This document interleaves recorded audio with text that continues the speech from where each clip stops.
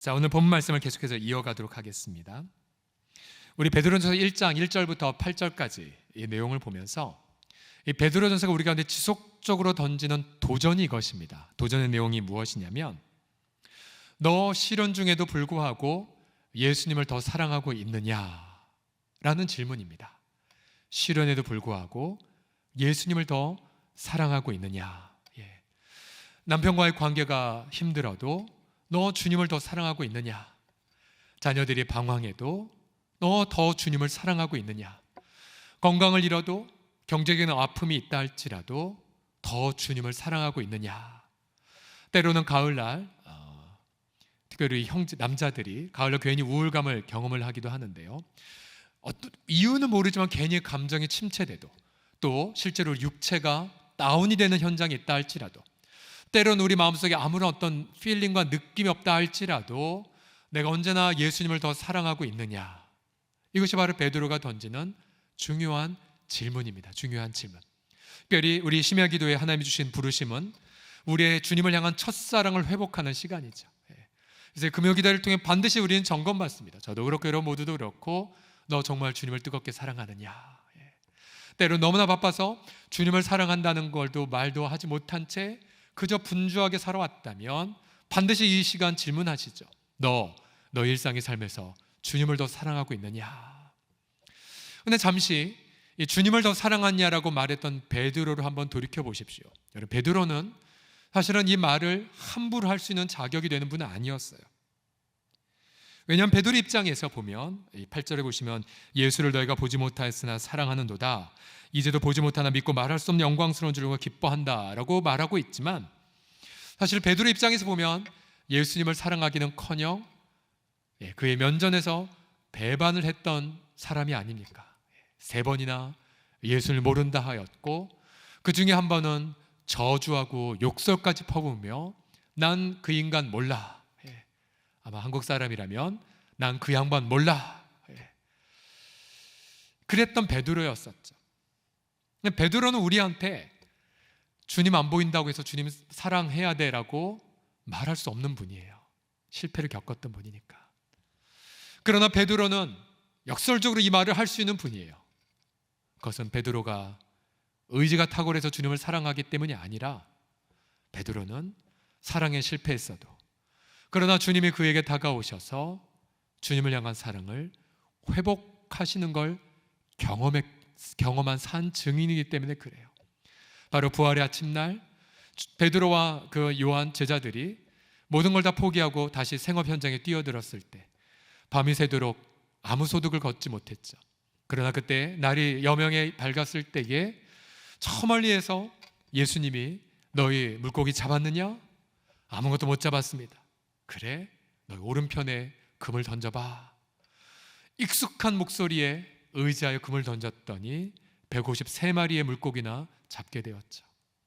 요한은 그 옆에서 주님이시다.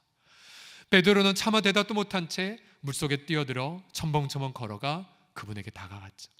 그러나 그 앞에 그가 처음 봤던 장면은 바로 자신 앞에 숯불이 펴 있었고, 그는 숯불을 쬐다가 예수님을 3번이나 부인했는데, 우리 예수님은 숯불을 펴놓고 그들의 배고픔을 해결하기 위해 아침을 손수 준비했던 아름다운 장면.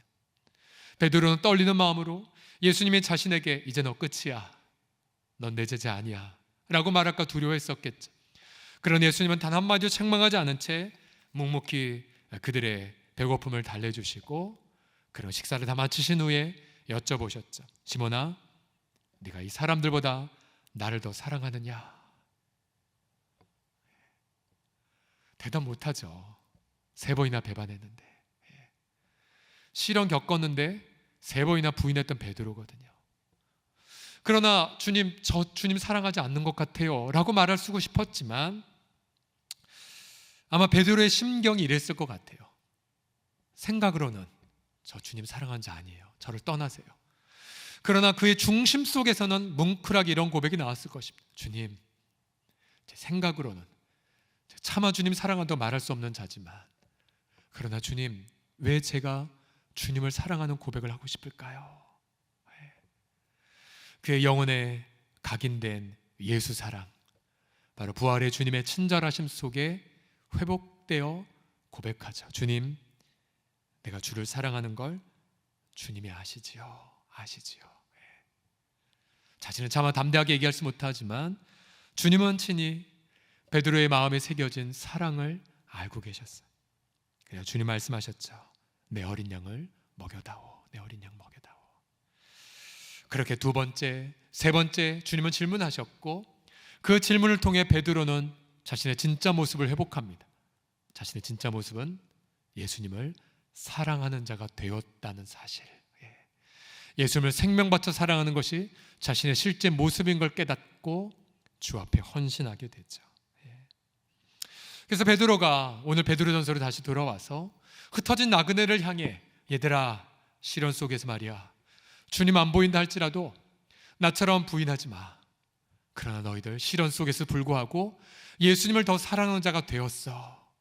시련에도 불구하고 말할 수 없는 즐거움으로 주님을 즐거워하는 자가 되었어. 그것이 바로 우리의 본래 모습이야. 내가 산 증인이야. 이 베드로서 행간에 있는 바로 그의 고백이죠. 주님을 사랑하는 자, 바로 그 사랑하는 자들에게 바로 이 22절의 말씀이 그대로 성립이 됩니다. 보세요. 너희가 진리를 순종함으로 너 영혼을 깨끗하게 하여 거짓이 없이 형제를 사랑하기 이르렀으니 마음으로 뜨겁게 서로 사랑하라. 진리가 무엇입니까? 예수님이죠. 바로 앞서 21절에 보시면 그를 죽은 자 가운데 살리시고 영광을 주신 하나님을 그리스도로 말미암아 믿는 자라고 말하고 있어요. 바로 진리가 예수님이시고 예수님의 죄인을 향한 사랑이 진리이고 바로 예수님을 죽은 자 가운데 살리신 것이 바로 진리의 표현이죠. 바로 그 진리를 듣고 순종하는 그 순간 우린 영혼의 정결함을 경험합니다. 그리고 영혼의 정결함을 통해 하나님의 사랑이 흘러들어오게 되고 내가 주님을 사랑하는 것처럼 내가 내 이웃을 사랑하는 자가 되었음을 발견하게 됩니다. 여러분, 거듭남의 정의가 무엇입니까? 한때 오순절 계통에 있는 일부 교파들은 방언을 해야 거듭남의 증표라고 잘못 가르쳐 왔죠. 그러나 오늘 베드로는 거듭남의 하나의 증표를 분명히 이렇게 밝히고 있습니다. 자, 22절 23절을 보시면요, 너희가 진리를 순종함으로 너희 영혼을 깨끗하게 하여 거짓이 없이 형제를 사랑하기 이르렀으니 마음으로 뜨겁게 서로 사랑하라. 22절, 그 다음 23절을 다 같이 읽어보겠습니다. 시작. 너희가 거듭난 것은 썩어질 씨로 된 것이 아니요 썩지 아니할 씨로 된 것이니 살아있고 항상 있는 하나님 말씀으로 되었느니라고요. 보세요. 하나님 말씀으로 거듭났는데 바로 거듭난 자의 특징이 무엇입니까? 이거죠. 진리를 순종한 자고요. 거듭난 특징이 무엇입니까? 영혼의 정결함을 경험했고요. 영혼의 거듭남을 경험한 자의 특징이 무엇입니까? 그래서 서로 뜨겁게 사랑하는 자가 되었습니다. 여러분, 만약 거듭나지 않았다면 우린 진리를 순종하지 않죠. 복음을 거부합니다. 여러분, 우리가 거듭나지 않았다면 우린 사랑할 수도 없어요. 여러분, 거듭남의 이 경험은 대단히 신비한 경험이에요. 그래서 저처럼 불교 믿다가 절에 다녔다가 중간에 믿어서 헷가닥한 사람은 거듭남의 체험이 분명해요. 1989년 7월 마지막 제주 어느 초등학교에서 정확히 기억나요. 내가 예수님을 처음 믿은 사건. 그러나 모태신앙인들은 기억하지 못해요. 왜요? 인생이 긴 시간을 통한 거듭남을 경험해왔기 때문에 뜨겁진 않지만 알아요. 자신이 지금 진리를 순종하고 있음을. 본인은 알아요. 지금 주님을 사랑하고 있음을. 그리고 본인은 경험해요. 성도를 사랑하는 것이 너무나 자연스러운 것을. 그런데 이런 거듭남의 중요한 증표들을 바라보시면서 거듭남의 근거를 무엇이라고 말합니까? 23절을 다시 보시면은 다시 한번 읽어보죠. 시작. 너희가 거듭난 것은 썩어질 씨로 된 것이 아니요 썩지 아니할 씨로 된 것이니 살아있고 항상 있는 하나님 말씀으로 되었느니라. 아멘. 우리가 거듭남의 근거가 무엇이냐면 하나님 말씀입니다. 하나님 말씀. 하나님 말씀을 통해 우리가 거듭났습니다. 근데 여러분, 하나님의 말씀은 무엇입니까? 그냥 막연한 하나님의 말씀이 아니라 25절을 보시면요, 오직 주의 말씀은 세세토록 있도다 하였으니 너희에게 전한 복음이 곧 이 말씀이니라 라고요. 즉 베드로가 말한 하나님의 항상 있는 살아있는 말씀이 무엇이냐면 바로 복음의 진리예요. 복음의 진리. 그럼 우리가 어떻게 거듭났습니까? 예수님의 복음을 듣고 순종할 때 거듭남을 경험했고요. 우리가 지금도 아버지 하나님 앞에 나아가서 주의 말씀, 곧 주의 복음을 듣고 날마다 거듭남을 경험을 합니다. 오늘 본문을 통하여서 성도의 사랑에 대한 몇 가지 통찰과 적용을 간략하게 나눠보죠. 자, 첫 번째로 여러분, 성도의 사랑은 시련 속에서도 절대로 제한되지 않습니다. 같이 읽어보시겠습니다. 시작. 성도의 사랑은 시련 속에서도 제한되지 않는다. 첫 번째 적용입니다. 아사 베드로는 시련 속에서도 예수를 너희가 보지 못했으나 사랑하는도다라고 말했죠. 시련에도 불구하고 주를 향한 사랑 제한되지 않아요. 또 22절을 보시면 수많은 흩어진 나그네의 엄청난 시련에도 불구하고 보세요, 거짓 없이 형제를 사랑하는 자리에 이르렀으니 라고 말해요. 그래서 마음으로 뜨겁게 서로 사랑할 것을 말합니다. 앞서 거짓 없이 형제를 사랑하기 이르렀는 것은 은혜의 차원이죠. 하나님의 선물. 그러나 마음으로 뜨겁게 서로 사랑하는 것은 우리의 결단의 영역입니다. 사랑을 경험했으니 마음껏 사랑하라. 시련 핑계대지 말라. 물질 핑계대지 말라. 바쁘다는 거 핑계대지 말라. 낮은 자리에 처했다는 거 핑계대지 말라. 분주한 거 핑계대지 말라는 거죠. 과연 나는 이번 한 주간 어떠한 시련을 겪던지 간에 나는 더 사랑하는 자가 되었는가? 때로 내가 시련에 있었을 때에 내가 무슨 일을 해야 될지 막막할 때가 있어요. 그럼 그때 어떻게 합니까? 이런 질문 하시면 되죠. 하나님, 당장 내가 일을 위해서 혹은 당장 어떤 진로를 위해 뭘 해야 될지 모르겠지만, 그러나 하나님, 내가 이 상황에서 내가 어떻게 사랑을 해야 됩니까? 내가 하나님 지난주보다 더 사랑하려면 뭘 해야 됩니까? 이 질문을 던져보십시오. 그러면 수백 가지 아이디어가 떠오르실 거예요. 그러면 그 아이디어를 실행하시면 돼요. 다시 한번 따라 하시겠습니다. 사랑은 시련에 제한되지 않습니다. 시작. 사랑은 시련에 제한되지 않습니다. 다시 한번 옆 사람 보며 고백합시다. 사랑은 시련에 제한되지 않습니다라고요. 시작. 사랑은 시련에 제한되지 않습니다. 두 번째로 이 성도의 사랑은 복음의 진리에 순종할 때 배가가 된다는 것이죠. 성도의 사랑은 복음 진리에 순종할 때 배가가 됩니다. 여러분, 저도 그렇고 여러분도 그렇고 날 때부터 이기적 자로 태어났기 때문에 사랑하는 명령은 제일 힘든 명령일 수 있어요. 그리고 사랑하는 명령 불편할 수가 있어요. 그러나 우리 22절의 말씀 무엇을 시사합니까?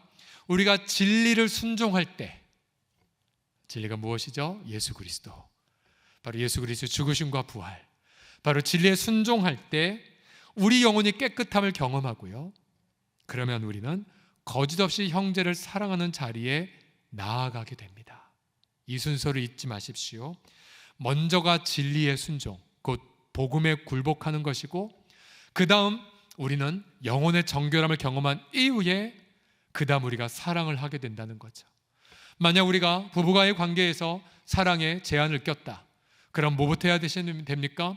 다시 십자가 앞에 엎드려 무릎 꿇으셔야 되죠. 그리고 복음 진리를 깊이 묵상하고 예수님의 사랑 앞에 감격하셔야 됩니다. 그러면서 내 영혼의 정결함지를 점검하셔야 되죠. 내 마음이 혹시 교만하진 않은지, 내 마음에 어떤 다른 마음이 있는 건 아닌지, 다른 인간적 마음이 들어온 건 아닌지, 다른 사람의 박수받고 싶은 어떤 교묘한 욕망은 있는 건 아닌지, 어떤 사치스러운 마음은 없는 건지, 탐욕스러운 마음은 없는 건지, 초조함은 있는 건 아닌지, 내가 뭔가 어떤 긴박한 마음은 없는 건지, 여러분 성령님이 다 들추지 않으십니까? 그럼 철저하게 자백하면서 영혼의 정결함을 경험하셔야 돼요. 그래야 바로 사랑이 흘러넘치게 됩니다. 얼마나 우리가 자주 충전을 받아야 되겠습니까? 날마다 충전받아야 돼요. 날마다.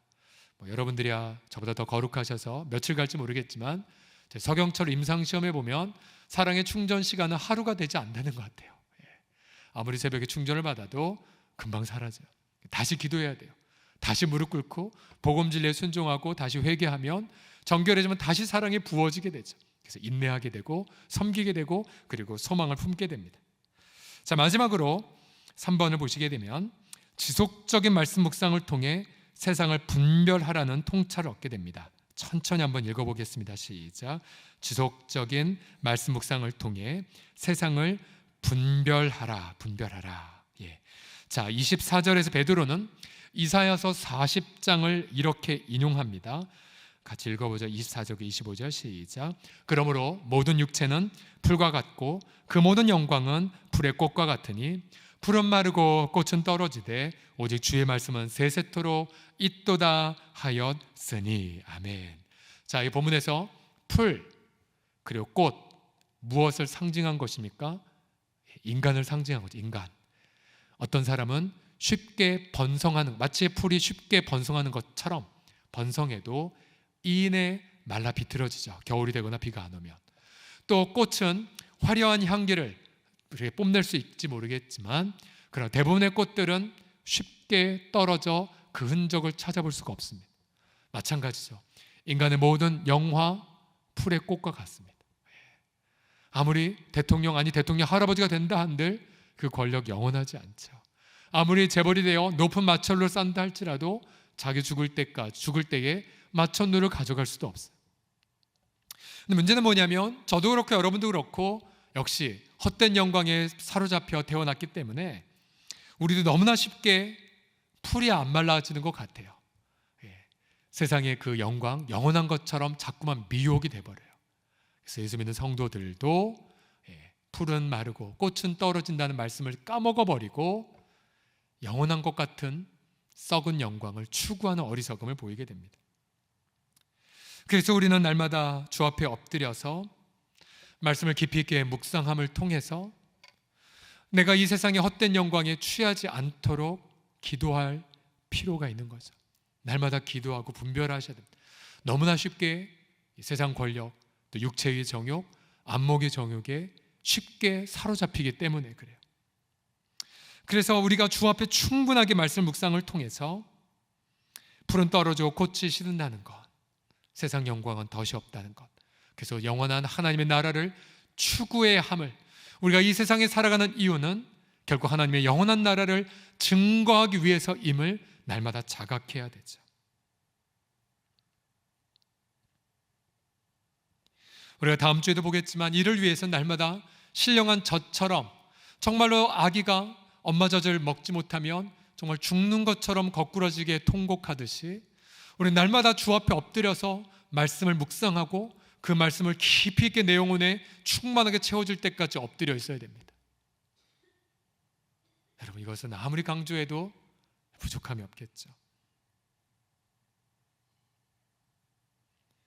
말이 나온 김에 우리 공동체에 여러분의 말씀 묵상을 돕기 위해서 맥체인 성경 읽기를 저희가 다양한 역본별로 한글개역, 개정판, 또 우리말 성경, 심지어 ESV 영어 성경도 다 올려놨고요.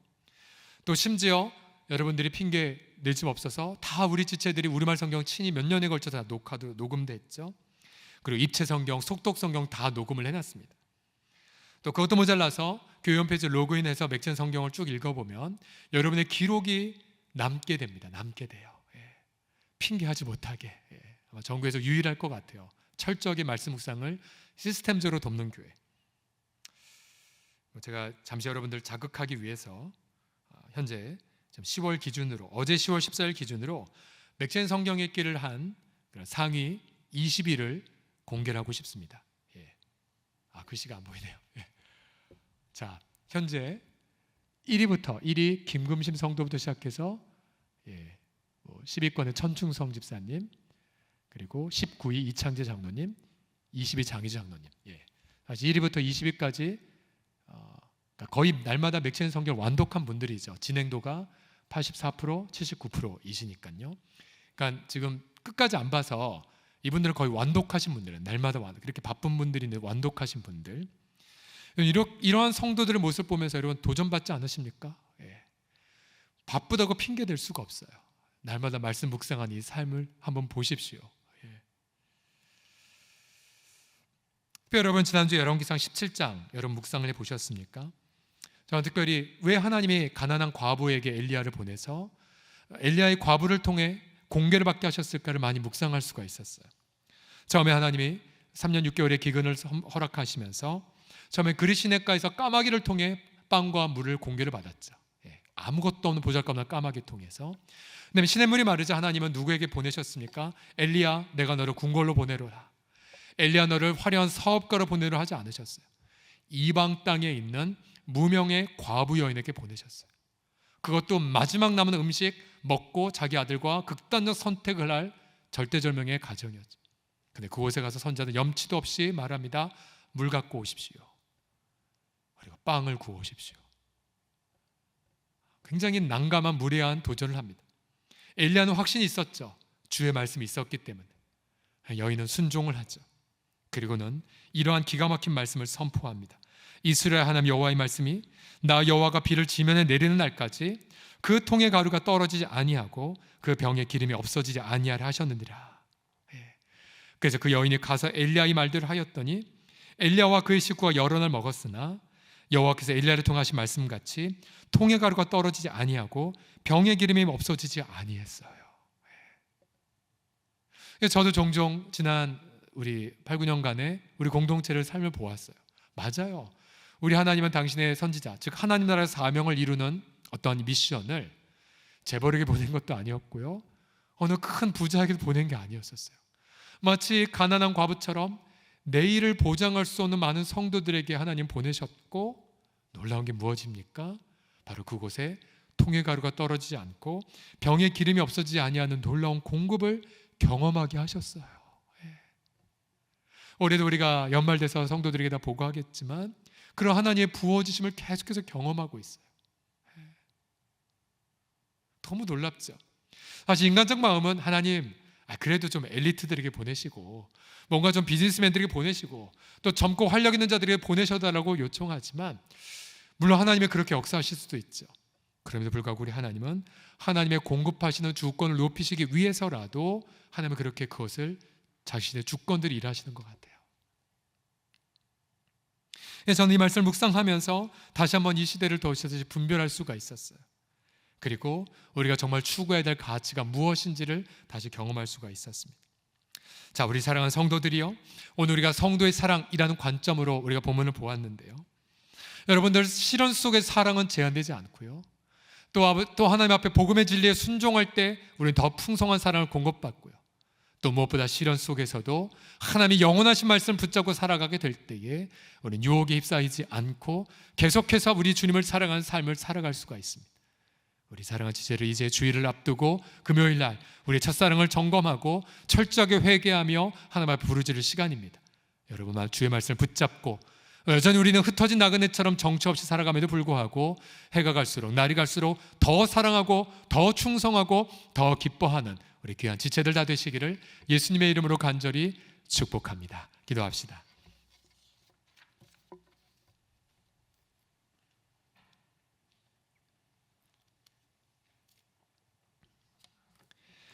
좋은 것으로 내 소원을 만족하게 하사 내 청춘을 독수리같이 새롭게 하심을 찬미하나이다. 우리 주 예수님, 성령 하나님 우리 가운데 임재하시사 성령의 공동체에 이루어가게 하여 주옵시고, 아버지, 우리가 철저하게 하나님 은혜 가운데 연단과 훈련을 받아 예수님의 제자로 아름답게 세워져 가게 하여 주시옵소서. 하나님 행하신 일들을 제한 없이 드리는 공동체, 주님을 뜨겁게 사랑하는 아버지의 말씀 충만한 공동체를 이루어가게 하여 주옵소서. 우리 주 예수 그리스도의 이름으로 기도드립니다.